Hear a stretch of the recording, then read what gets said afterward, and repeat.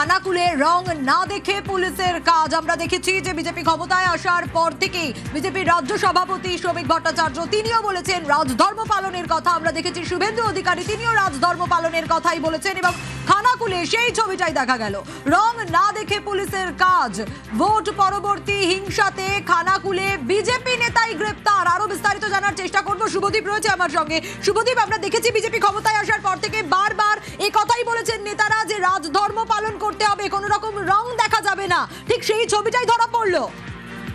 একেবারেই সোনিয়া, খানাকুলে কিন্তু সেই বিজেপি শীর্ষ নেতারা যে বার্তা দিয়েছিলেন সেই ছবি ধরা পড়লো।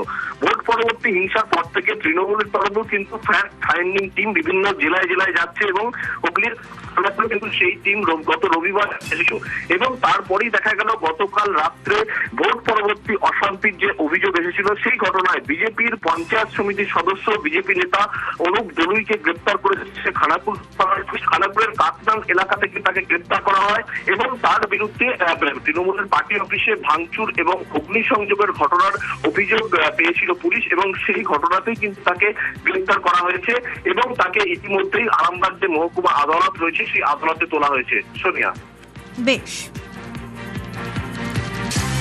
শাসকের আইন নয় আইনের শাসন আগেই বার্তা দিয়েছিলেন মুখ্যমন্ত্রী। কেউ যদি টাকা চাইতে আসে আপনারা সোজা থানায় যাবেন, থানা আপনাদের প্রোটেকশন দেবে। আমরা পুলিশকে আমরা একটা লাইনে বলেছি যে এতদিন শাসকের আইন ছিল, এবারে আইনের শাসন চালু হয়েছে, আপনারা আইন মেনে কাজ করুন।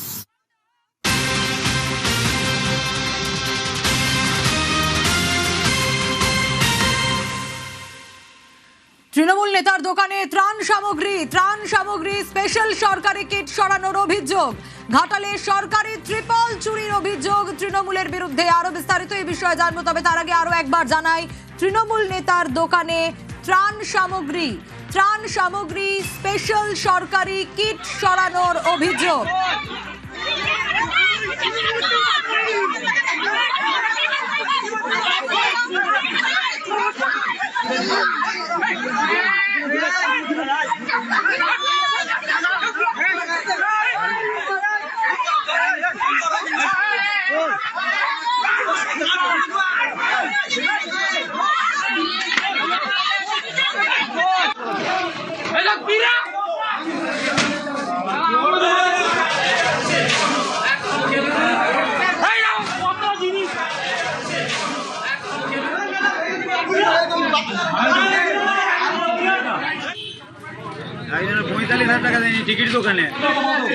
সুকান্ত রয়েছে আমার সঙ্গে, আরো বিস্তারিত জানার চেষ্টা করবো সুকান্তর কাছ থেকে। সুকান্ত, দেখো সোনিয়া, মনসুকা গ্রাম পঞ্চায়েতের পঞ্চায়েত সদস্য রামপাল, তার যে দোকান থেকে তিনি বেশ কিছু ত্রিপল এবং এই যে বন্যার সময় স্পেশাল কিট দেওয়া হয় সাধারণ মানুষকে, বানভাসী মানুষের জন্য, সেই সরকারি অনুদানের এক গাড়ি ভর্তি করে নিয়ে তিনি কিন্তু গ্রাম পঞ্চায়েতে পৌঁছে দিচ্ছিলেন। আর সেই সময় এলাকার মানুষ তারা কিন্তু দেখতে পায় এবং তারা ঘিরে ধরে, তারা বিক্ষোভ করে যে বন্যার সময় যে সরকারি অনুদান, সেই সরকারি অনুদান তাদের পাওয়ার কথা, সেগুলো কেন এই পঞ্চায়েত সদস্যের গোডাউনে ছিল।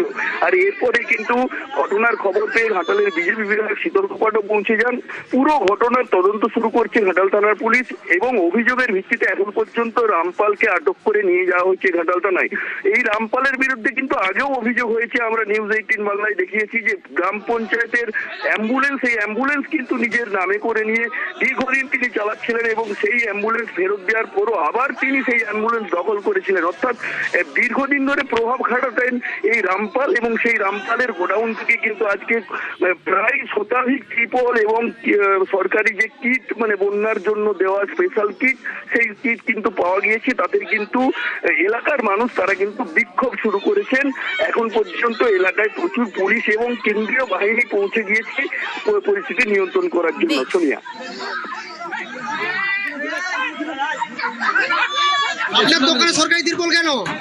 দাদা, আমার দোকানটা বন্যার সময় রেখেছে, আমি তো এর সাথে পাশে ছিলাম না, আমি জানি না। আপনাকে গ্রামবাসীর হাতে হাতে ধরেছে, আমাকে ফোন করে বলে দিল প্রধানের নামও বলছে, প্রধান ছিল ফোন করে বলে দিলেন, আমি ফোন করছি তো আসেন, আমি তো বললাম স্যার অঞ্চল সভাপতি আমাদের কিঙ্করবাবু আছে জানেন, সজয়বাবু জানেন, প্রধান জানেন, আমাদের অঞ্চল কমিটির যে টোটাল যে কমিটির সমস্ত লোকই জানেন। এখন আসছি কেন? আমি ফাঁসছি, আমাকে মার খেতে হবে, আর কি মার খাচ্ছি। ধানের বাসনপত্র সব পাওয়া গেছে। আমি যে অঞ্চল প্রতিনিধি, আমাকে একটা আজ পর্যন্ত তিরপল দেয়নি অঞ্চল থেকে, কোনো সম্মানও দিত না অঞ্চলে।